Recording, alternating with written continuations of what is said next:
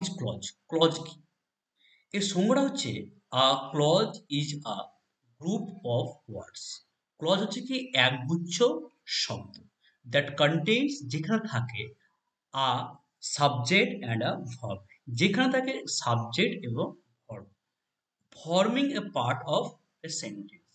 অর্থাৎ হচ্ছে কি ক্লজ হচ্ছে কি বাক্যের অর্থপূর্ণ অংশ যেখানে আমাদের সাবজেক্ট এবং ভার্বের একটি কম্বিনেশন থাকে তাকে কি বলছি আমরা ক্লজ। আবার ক্লজের মধ্যে থাকছে কি আমাদের একগুচ্ছ শব্দ। এখানে কি পয়েন্ট বলেছে? এক্সপ্রেস অ্যান আইডিয়া, একটি কি ধারণা এবং অর অ্যাকশন, ধারণা এবং অ্যাকশন প্রকাশ করে থাকে। আবার বলছে কি ক্যান স্ট্যান্ড অ্যালোন, অর্থাৎ হচ্ছে কি যে একাই দাঁড়াতে পারে, অর্থাৎ হচ্ছে কি স্বাধীনভাবে একাই অর্থ প্রকাশ করতে পারে। আবার হচ্ছে কি একটি বৃহত্তর বাক্যের একটি অংশ হিসাবেও কিন্তু কাজ করে থাকে। উদাহরণ হিসেবে বলতে পারি আমরা সি রানস।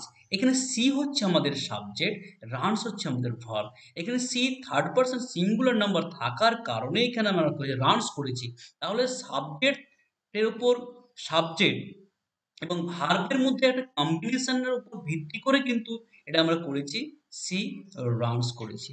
আবার যদি বলি I am playing, I am playing cricket, তাহলে আমি এখানে বললাম কি আই অ্যাম প্লেয়িং ক্রিকেট।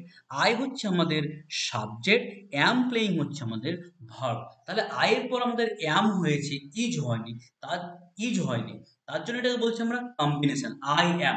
তার জন্য এটা কি বলছি আমরা ক্লজ বলছি। এখানে খেয়াল করে দেখতে হবে এই একটা ওয়ার্ড, অ্যাম একটা ওয়ার্ড, প্লেইং, তাহলে এই পুরো প্লেইং ক্রিকেট এই কয়েকটি ওয়ার্ড মিলে কি হয়েছে আমাদের আমাদের ক্লজ হয়েছে। তাহলে ক্লজ কি গ্রুপ অফ ওয়ার্ডস যেখানে আমাদের যে সাবজেক্ট এবং ভার্বের একটি সুন্দর একটা কম্বিনেশন থাকবে এবং বাক্যের মধ্যে সে একাই অর্থ প্রকাশ করতে পারে। আবার হচ্ছে কি একটা বৃহত্তর বাক্য তৈরি করতেও কিন্তু আমাদের এই ক্লজকে ব্যবহার করা হতে পারে।